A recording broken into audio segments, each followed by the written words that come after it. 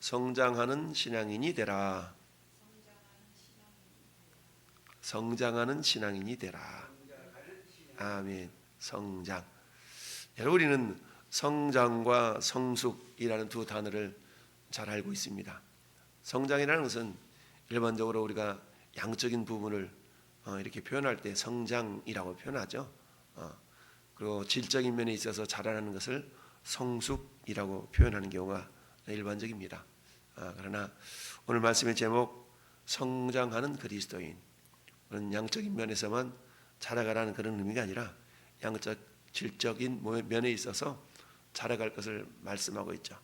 여러분, 모든 피조물들은 하나님께서 성장할 수 있도록 또는 성숙할 수 있도록 하나님께서 은혜를 베풀어 주셨습니다. 자, 우리 인간은 몸뚱아리가 계속 자라는 건 아니죠. 성장이라는 것은 어느 때에 멈추게 됩니다. 그래서 우리 부모님들이 자녀들이 키가 안 자라면 성장판이 다치기 전에 뭘 어떻게 해야 되느니 성장판이라는 얘기도 하고 막 그러지 않습니까? 이처럼 육체적인, 즉 눈에 보이는 우리 몸은 성장이라는 것이 무한정 일어날 수가 없죠. 어느 정도 자라다 보면 성장은 멈추게 되지만, 그러나 뭐가 지속돼요? 성숙이라는 것은 지속되게 되죠. 우리 영적인 면에서도 역시 마찬가지죠. 여기서 자라가라, 성경은 그러잖아요. 자라가라. 그것은 우리 육체적인 모습을 자라가라 라는 면보다 영적인 면에서 자라갈 것을 말씀하고 있는 것이죠. 오늘도 자라가라, 성장하는 신앙인이 되라 라는 모습은 우리가 몸뚱아리가 커지라는 얘기 아니라 영적인 면에 있어서 영적인 체질이 강화될 것을 말씀하고 있습니다. 그래서 18절에 아이들아 이렇게 부르는 호칭이 나오죠. 아이들아. 12절에 보면 자녀들아, 13절에 아비들아, 14절에 아이들아, 이렇게 나타나고 있어요. 아이들아, 자녀들아, 이 말은 비슷한 말이지요. 그래서 저 28절에도 자녀들아 이렇게 표현하고 있습니다. 아이, 어린아이는 보통 우리가 파이디온이라 그러거든요. 파이디온. 근데 어린아이가 파이디온인데, 파이디온의 혹격, 즉 부를 때 아이들아 이렇게 부르는 거잖아요. 부르는 것을 혹격이라 그러는데, 파이디온이라는 단어에서 파이디아라는 단어가 나옵니다. 이 반면에 자녀들아 라는 말은 테크니온이라는 단어에서 테크니아라는 단어로 이렇게 되는데, 어찌하든 두 단어가 있지만 질적인 면에 있어서는 조금 사뭇 다르다라는 것을 알 수가 있어요. 자녀들아 이 말은 뭐예요? 내 새끼잖아, 내 새끼. 자녀들아 이 말은 내 자녀, 아주 친밀한 관계 속에서 말할 때 자기 자식과 같은 사랑의 관계를 표현할 때 자녀들아 이렇게 이야기를 하죠. 근데 똑같이 어린 모습이지만 내 새끼는 아니지만 뭔가 좀 성장하고 성숙해야 될 필요가 있을 때는 야, 너 아직도 애 같냐? 이렇게 표현하죠. 우리가 야, 너 어찌 그리 아직도 자녀 같냐? 이러지 않잖아요. 어찌 그리 애 같냐? 이 말은 뭐예요? 성장해야 되는데, 성숙해야 되는데 그렇지 못하고 있는 모습을 표현할 때 그러죠. 아우, 아직도 애 같아. 나이는 들어서 육체적으로는 몸뚱아리가 어른인데 여전히 생각하는 것이나 말하는 것이나 행동하는 것이 좀 성숙하지 못하면 아우, 그냥 애 같아 이렇게 표현합니다. 여기서 18절이 그런 의미예요. 아이들아 라고 표현하고 있는 것은 사랑이 담겨진 그런 호칭이긴 하지만 이것은 성장해 가야 될, 성숙해 가야 될 그런 성도들을 향한 사도 요한의 말이다라는 겁니다. 그래서 아이들아, 그러니까 아직 성숙하지 못했다는 의미겠죠. 지금은 마지막 때라. 즉 그리스도가 오리라는 말을 너희가 들은 것과 같이 지금도 많은 적 그리스도가 일어났으니 그러므로 우리가 마지막 때인 줄을 알리라. 여러분, 여기서 세 가지 단어를 생각해 보는데요. 아이들, 그리고 마지막 때, 그리고 적 그리스도, 이 세 가지 단어가 등장을 하고 있네요. 그런데 보통 마지막 때라는 단어를 두 글자로 종말이라고 표현하죠. 종말, 마지막 때. 아우, 요즘은 말세야 말세, 정말 말세라고 표현합니다. 말세. 그러니까 말세라면 세상이 끝이라는 얘기죠. 그러면 세상의 마지막이라는 것은 말세 또는 종말이라고 표현할 수가 있는데, 언제가 세상의 종말이냐, 세상의 말세냐 보니까 지금은 마지막 때라. 지금이 말세라는 얘기죠.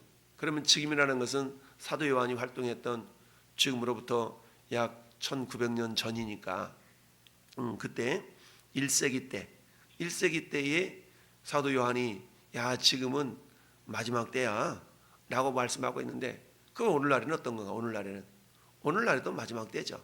성경이 말하는 말세, 마지막 때라는 것은 예수님의 초림부터 재림까지 사이를 말세라고 표현합니다. 그러니까 지금도 우리는 뭘로 알아야 돼요? 지금도 마지막 때인 줄로 알아야 되죠. 그래서 지금이 곧 마지막 때란 얘기죠. 여러분, 사도 베드로는 베드로전서 4장 7절에 만물의 마지막이 가까웠으니 그러므로 너희는 정신을 차리고 근신하여 기도하라 라고 말씀하죠. 오늘날도 역시 마찬가지 아닙니까? 요즘도 정신 똑바로 차려 이런 말들 많이 합니다. 그래서 정신 똑바로 차리지 않으면 어떻게 세상이 흘러가는지, 빨리 가는지 정신없이 흘러가죠. 그런 것처럼 지금은 마지막 때라. 지금이 마지막 때, 지금이 말세라는 얘기입니다. 그런데 특별히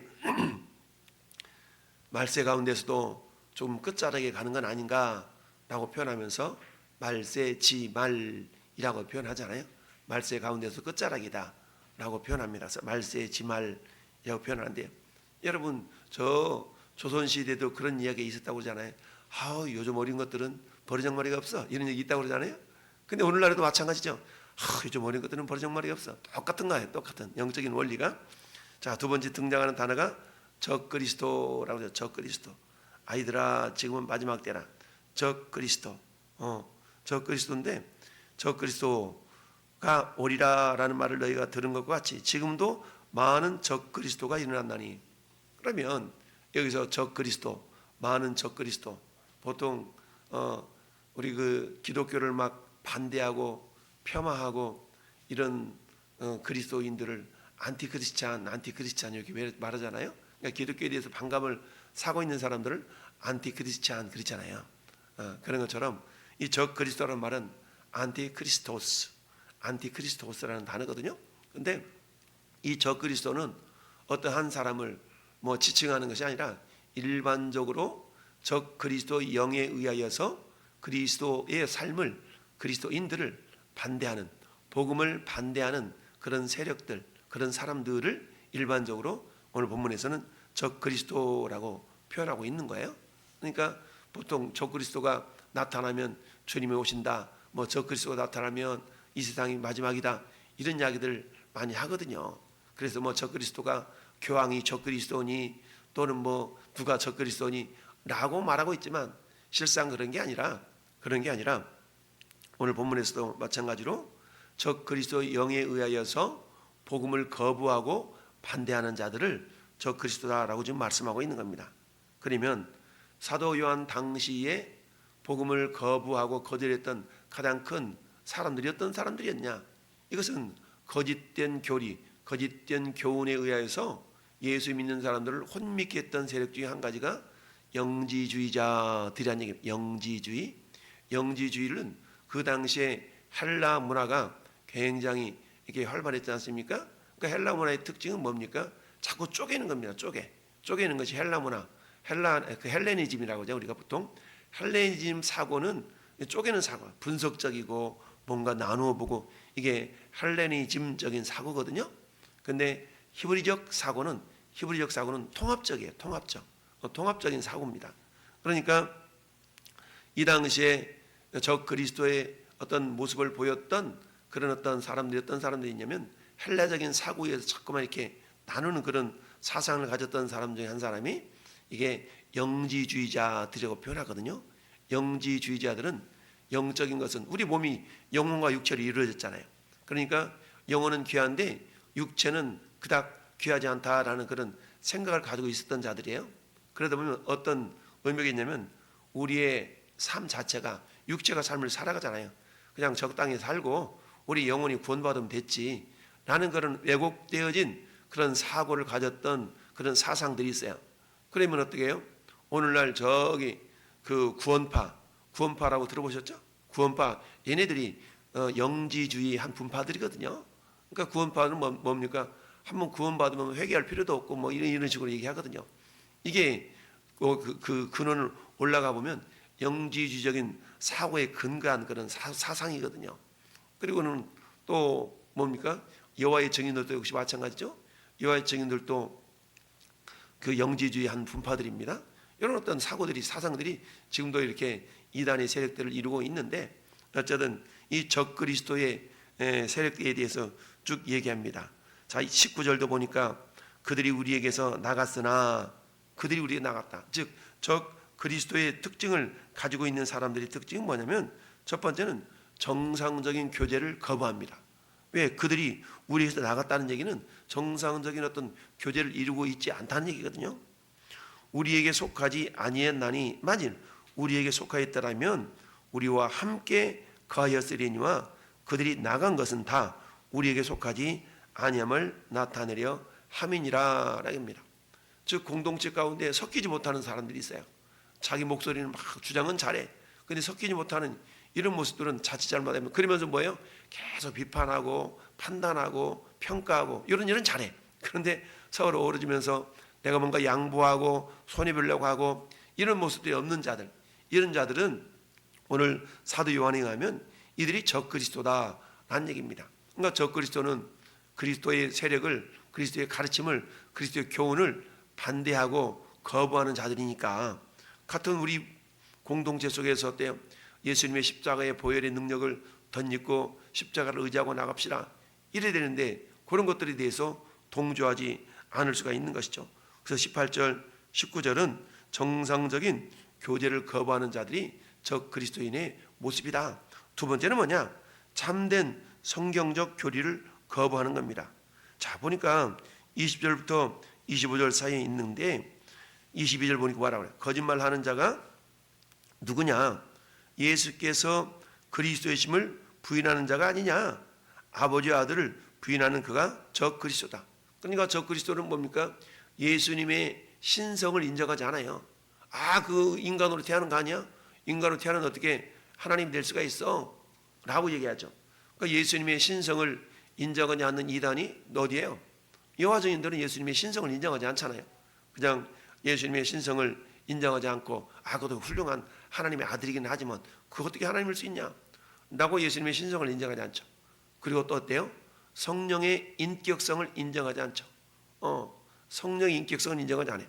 그러니까 성령님은 하나의 그냥 파워, 힘으로만 인식하지 성령을 우리는 삼위일체 하나님을 인정하지 않습니까? 성부 하나님, 성자 하나님, 성령 하나님 이렇게 삼위일체 하나님을 인정하지만 여호와 증인 같은 경우는 예수님은 훌륭한 하나님의 첫 번째로 태어난 아들이지 하나님은 아니다 라고 하나님, 예수님의 하나님이심을 인정하지 않고 또 성령의 인격성도 인정하지 않죠. 그냥 파워로만 생각하고 있죠. 이게 오늘 21절, 22절에 나타나 있는 적 그리스도의 모습들이라는 얘기입니다. 그러니까 참된 성경적 교리를 부정하는 겁니다. 삼위일체를 부인하고 예수님의 신성을 부인하고 이런 어떤 가르침들이 그 당시에 영지주의자들에게 있었다라는 얘기입니다. 그 다음에 세 번째는 뭐예요? 26절 말씀 보니까 너희를 미혹하는 자들에 관하여 내가 이런 것을 너희에게 썼노라. 이것을 썼노라. 세 번째는 뭐야? 미혹한다는 얘기죠. 자꾸만 꼬여내. 그러니까 적그리스도의 모습은 오늘날 보면 이단 사이비들의 가르침들이 적그리스도의 모습이다 라고 말할 수가 있죠.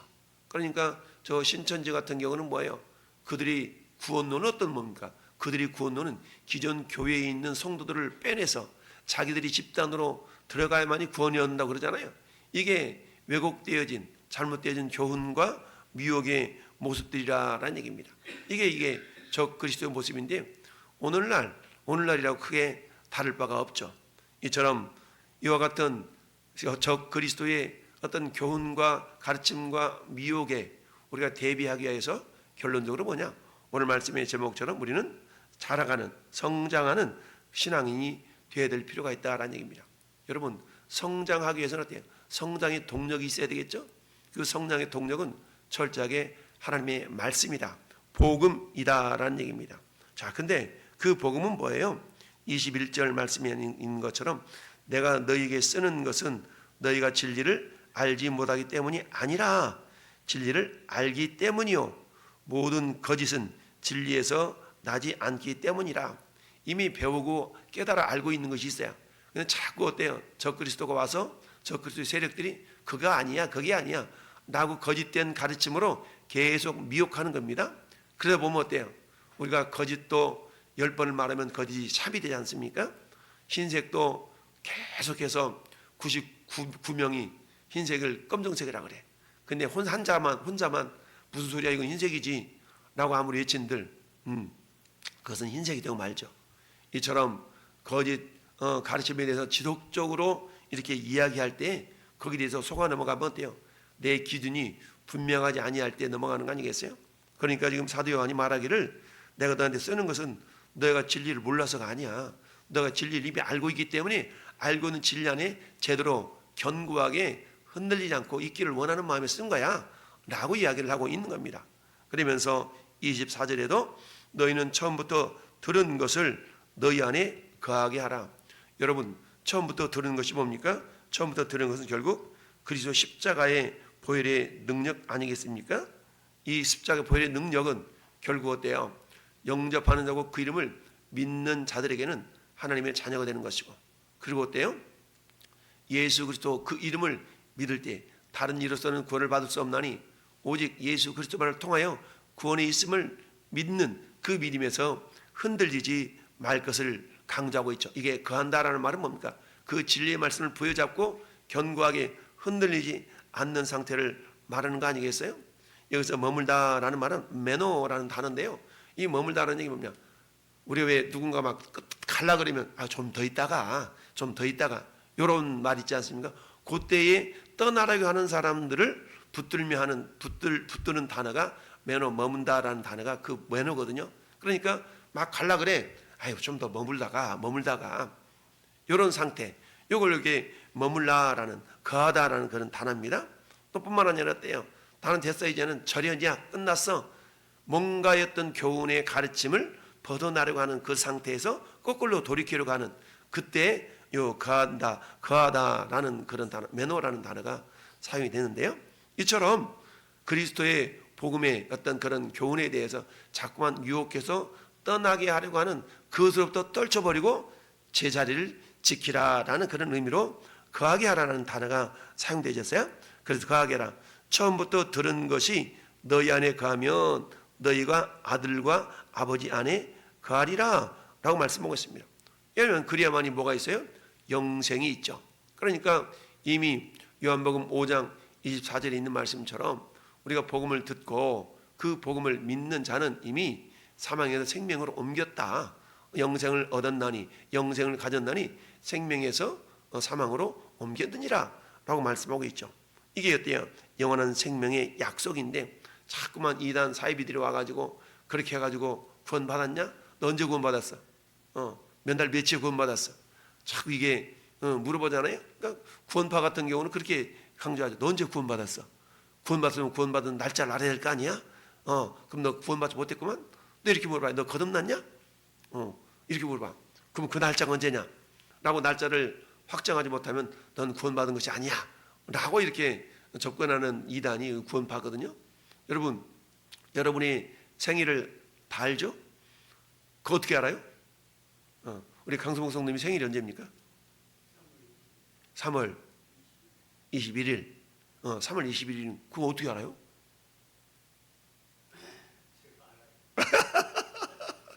자, 내가 태어날 때 보니까 오늘이 3월 21일이네 이렇게 해서 알았죠? 그렇게 한 게 아니죠. 내가 태어날 때 옆에 있었던 우리 부모님이 의사가 이 사람은, 이 어린이는 지금 몇 년 몇 날 며칠에 태어났습니다 라고 손목에다 써가지고 주고 그러잖아요. 내가 태어난 것은 내가 몰라. 내 주변에 있었던 사람이 언제 태어났다고 가르쳐 주기 때문에 알고 있는 것이죠. 구원파들이 우리 주장하는 너 언제 거듭났어? 거듭난 것을 알아야지. 똑같은 이치거든요. 생일이라는 것은 여러분 바람이 어디서 부는지 우리가 모르는 것처럼 그렇지만 바람 부는 건 알죠. 똑같은 거거든요. 내가 구원받았다는 확신이라는 것은 말씀의 근거에서 우리 구원을 확신하는 것이지, 내가 경험적으로 너 어떻게 확신이 있어야만이 언제 태어났어? 이런 차원이 아닌 것이죠. 자, 어쨌든 오늘날에도 이 마귀 사단은 그 그리스도의 영, 거짓 그리스도의 영, 적 그리스도의 영으로 말미암아서 우리의 믿음을 자꾸만 미혹하고 넘어뜨리려 하고 있습니다. 그렇기 때문에 우리가 부여잡을 것은 뭡니까? 십자가의 복음을 부여잡고 이 말씀이 우리 안에서 풍성히 온전하게 거할 수 있도록 우리가 믿음을 지키고, 내 믿음은 들음에서 나며 들음은 그리스도의 말씀으로 말미암는다고 그랬죠.